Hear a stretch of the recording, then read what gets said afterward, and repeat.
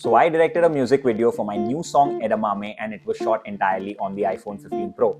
Now if you haven't watched the music video, I'll link it up here. The reason why I'm making this video is to share a few behind the scenes and largely my experience of shooting with the iPhone. Now if you're new here, my name is Rhymn-J. I'm a bilingual rapper, and until I make enough money from my music to not do anything else, I direct commercials and music videos. Now although I casually dropped the fact that this music video was shot on the iPhone, please know that me and my friends who were involved in making it are professional filmmakers.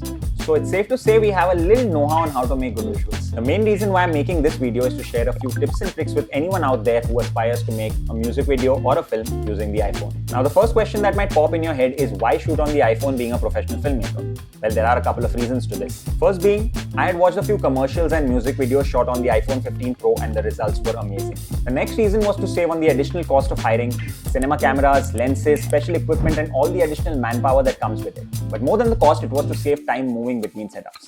Because if you're shooting with a cinema camera, there's a considerable amount of time lost in changing lenses, moving the equipment, but shooting on the iPhone simply meant you move to the next place with the iPhone without changing anything else. The next main reason, and the reason why a lot of people shoot on the iPhone, is to take advantage of the Apple ProRes 422HQ 10-bit log format. Now this long, fancy term simply means you're shooting in the second best format after the RAW that the cinema camera shoots in, and the 10-bit information allows great flexibility in color grading.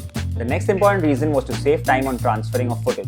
When you're shooting with a cinema camera, once your memory card is full, you're transferring the footage, emptying the memory card and putting it back in.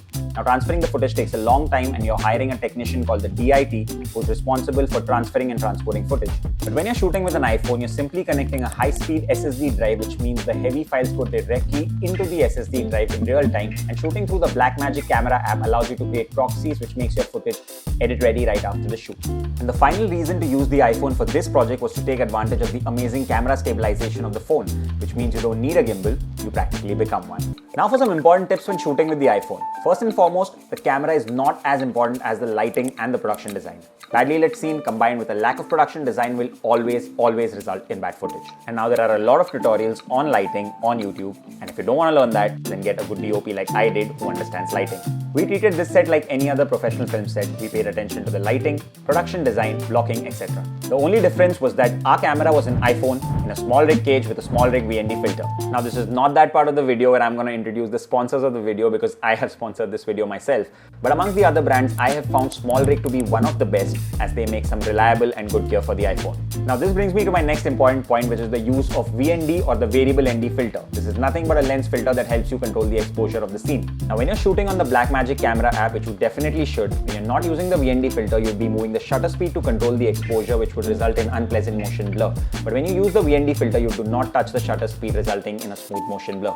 Now I did not want this to be another wrap to camera piece, so we opened the music video with a sketch. Now this allowed for some storytelling and set the tone of the music video. Opening the video with a sketch also allowed for the smooth transition into the song. Now when I was writing the sketch, I had the two actors Ritwik and Serena in mind. These are actors who I previously directed, and I was aware of their potential and how they would be a perfect fit for the music video. We did enough rehearsals just to bring the actors up to speed and to save time on set. Now when you prepare well, you're always creating space for those impromptu, magical moments of filmmaking to occur, which have occurred in the interaction between Serena and Ritwik. Now speaking of saving time, we had everything chalked out. I had my treatment note with all my ideas, we had shot breakdowns, we went to the location and blocked each and every shot so we always knew what we were doing next. Now these are the processes involved in a professional film project. Regardless, I would encourage you to have these processes in your own project for a smooth filmmaking experience. Now wrapping up the video with listing the Filmmaker Pack for the iPhone, first and foremost, download the Blackmagic camera app. It's a free download and it opens up the controls for your iPhone camera. Second is to invest in a high-speed SSD drive, something like the Samsung T7. Third would be to get a good phone cage like the small rig to attach a lot of accessories to your iPhone which you would require when you're shooting. Something like the SSD drive, the VND filters, and most importantly the power bank, because the last thing you need when you're shooting is your phone battery dying out mid-shot. Now apart from this, always remember to light your scene really well and do not be afraid to experiment.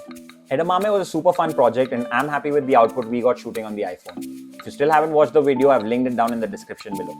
And if you like this BTS breakdown video, then do drop a like, share it with a friend and subscribe for more. I'm Rhymn-J and I'll see you in the next one.